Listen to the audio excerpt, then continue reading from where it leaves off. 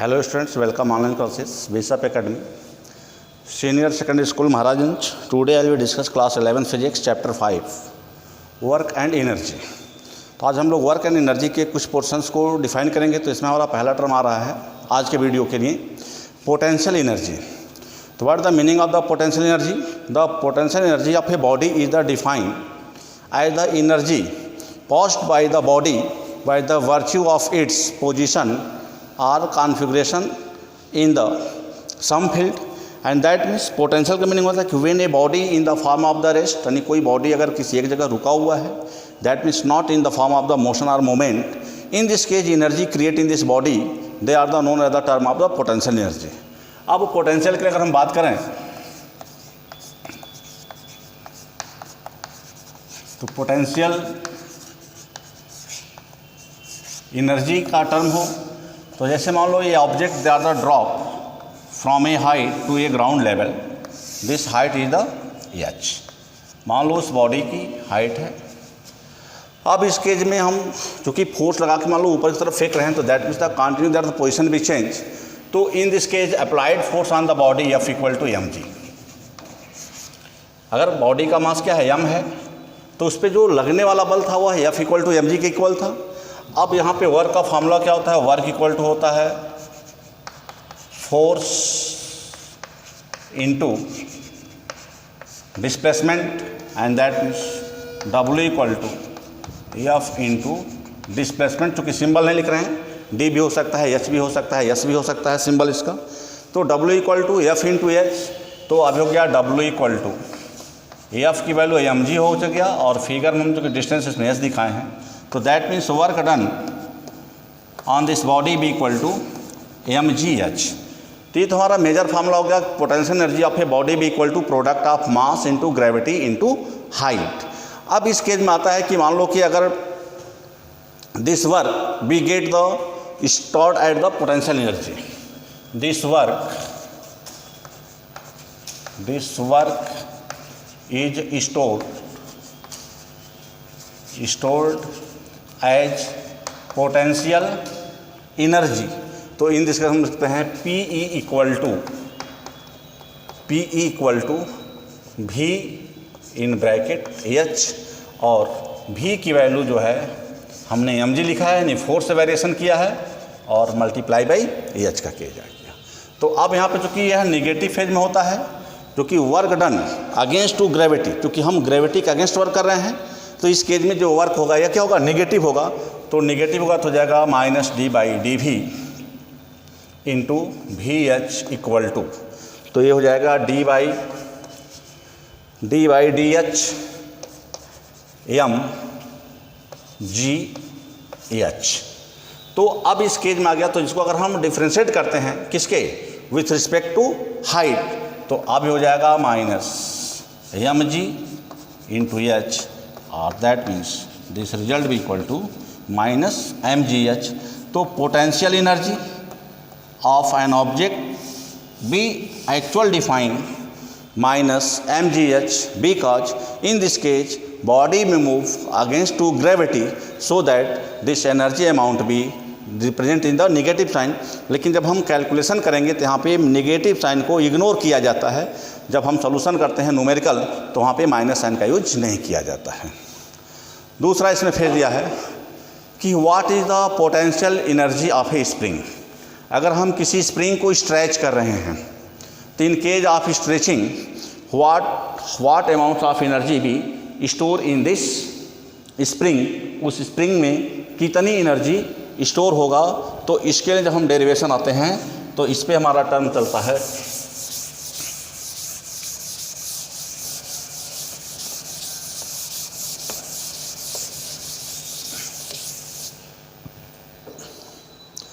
कि spring can be the many type, important among these of the helical, जैसे कि यह फिगर दिख रहा है, इसमें हेलिकल फिगर है। Spring as the shown in figure 4.1 and the spiral ring are the shown in figure B.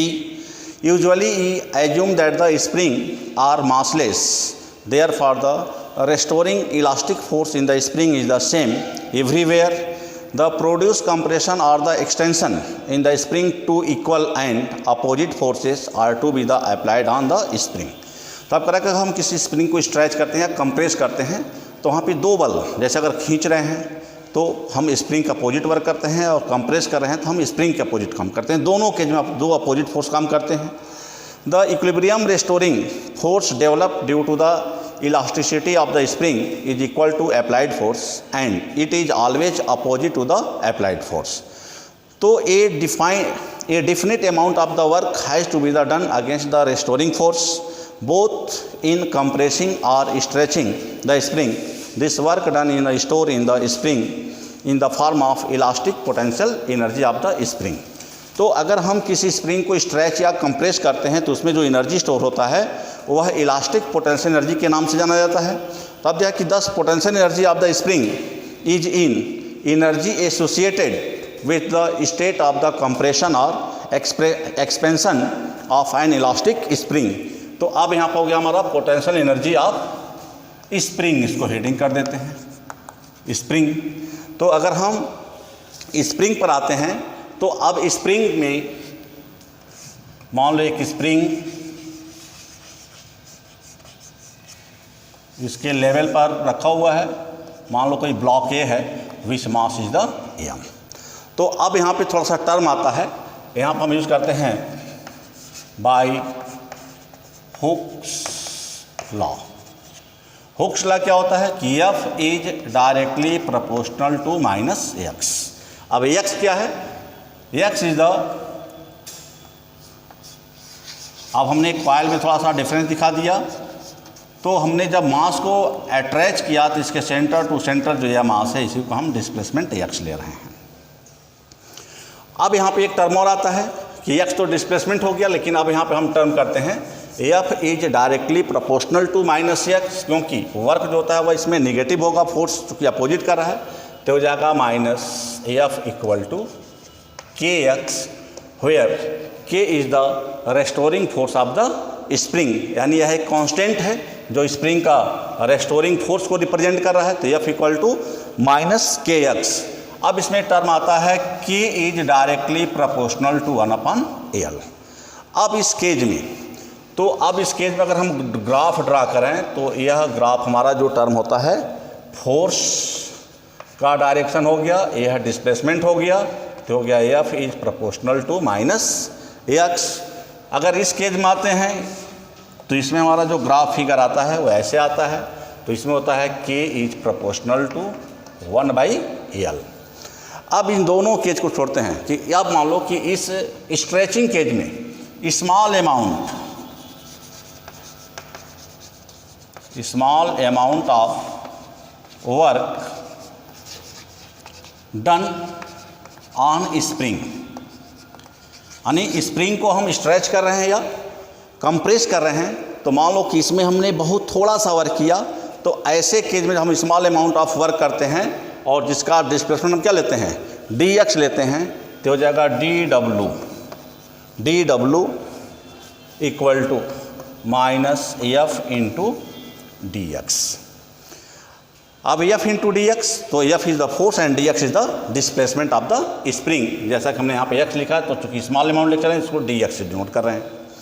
तो अब ऐसे केस में हम जब वर्क निकालेंगे तब हम लिखेंगे integrating both side, integrating both side, तो हो जाएगा W इक्वल टू। अब यहाँ पे हम लिमिट लेते हैं, तो स्प्रिंग का जो हमारा यहाँ पे इनिशियल पोजीशन है, क्योंकि यहाँ पे अब 0 हो गया और यहाँ से यहाँ तक आने में क्या हो गया x हो गया, तो इसका लिमिट हो गया 0 to x।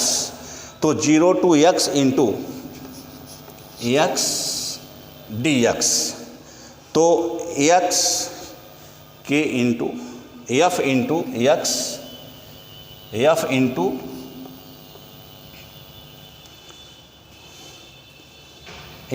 D x, F into d x, तो हो गया 0 to अब एक्स, अब एफ की वैल्यू लिखते हैं तो के एक्स इंटू डी एक्स, तो ये रिजल्ट आ गया। के को बाहर कर देते हैं तो लिमिट हो गया 0 to x and d x, तो हो जाएगा W इक्वल टू के एक्स स्क्वायर अपॉन 2 और लिमिट आ गया इसका 0 to x, तो इसको लिख सकते हैं हाफ के इन ब्रैकेट, अब लिमिट यूज करते हैं तो एक्स स्क्वायर माइनस 0, तो हो गया work done on the spring W equal to half k x square. तो अब हो गया कि that means this amount of energy spring hold when the spring is stretch और कंप्रेस। तो अगर हम किसी स्प्रिंग को अगर स्ट्रेच करते हैं या उसको कंप्रेस करते हैं तो उस केस में उस स्प्रिंग की जो एनर्जी होगा वो हो जाएगा हमारा हाफ के एक्स स्क्वायर, और यहाँ पे जो के है वो क्या है, रेस्टोरिंग फोर्स ऑफ स्प्रिंग है, और एक्स क्या है, displacement position of the spring. Thank you for watching this video, and the next video we will discuss the some other different type of the energy conservation. Thank you.